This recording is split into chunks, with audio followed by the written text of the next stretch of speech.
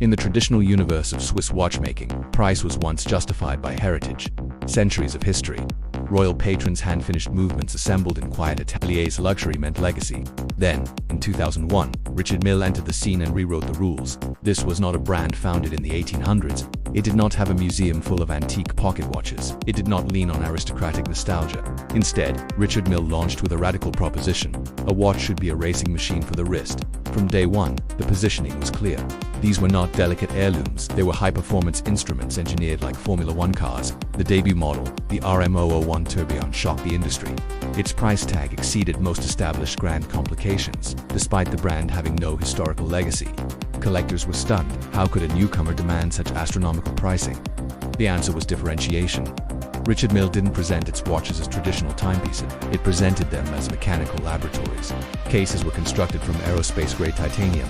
Movements were skeletonized to expose their architecture. Base plates were made from materials used in racing and aeronautics. Shock resistance became a central narrative. This wasn't classical Swiss elegance, it was mechanical aggression. And it worked. The tonneau-shaped cases became instantly recognizable. The curved sapphire crystals were incredibly complex to produce. The visual language screamed technology. Every visible screw, every bridge, every component reinforced the idea that this was engineering at the extreme edge. But the true masterstroke was psychological. Instead of pricing cautiously to build market share, Richard Mille did the opposite. Prices were set in the hundreds of thousands of dollars.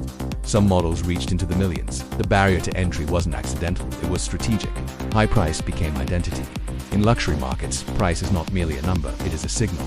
By setting extraordinary prices, Richard Mille positioned itself beyond comparison. It wasn't competing with traditional brands, it was creating its own category. Ultra-modern, ultra-technical, scarcity reinforced the message. Production numbers were intentionally limited. Distribution was tightly controlled. Owning a Richard Mille became not just a purchase, but admission into an exclusive technological club. Then came the athlete partnerships. If these watches were racing machines, they needed proof.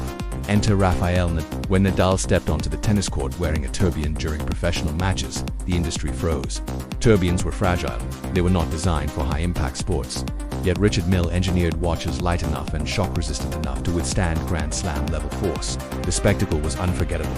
Seeing a multi-$100,000 mechanical watch survive the violent acceleration of a professional tennis swing transformed perception. It wasn't theoretical durability, it was visible performance. Partnerships expanded to Formula One drivers, golfers, sprinters, and yacht racers. Each collaboration reinforced the same message. These watches are built for extremes.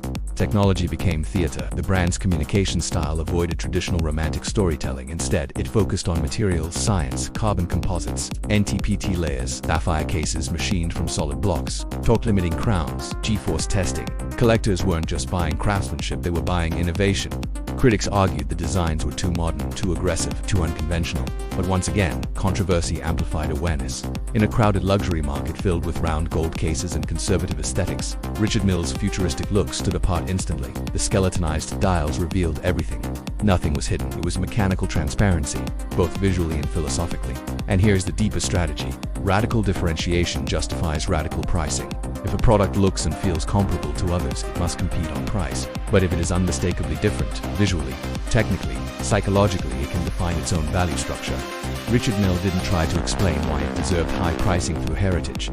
It demonstrated it through engineering audacity.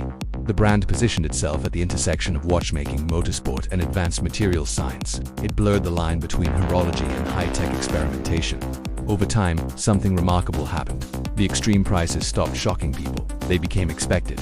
When cost transforms from barrier to badge, exclusivity solidifies. Owning a Richard Mille signals access not only to wealth, but to innovation. From a brand founded in 2001 to one of the most exclusive names in global luxury. Richard Mille achieved in 2 decades what most houses build over 2 centuries. It proved that history can be powerful, but so can bold vision. It proved that pricing is not a consequence of reputation. Sometimes, pricing creates reputation. And it proved that when differentiation is truly radical, markets respond. If you enjoyed this deep dive into how Richard Mille redefined ultra-luxury pricing and transformed modern watchmaking through technology and audacity, make sure you follow our channel. Every episode, we uncover the strategies, risks, and breakthroughs behind the world's most fascinating watch brands. Follow our channel and get ready for the next episode, because the next story might completely change how you see luxury itself.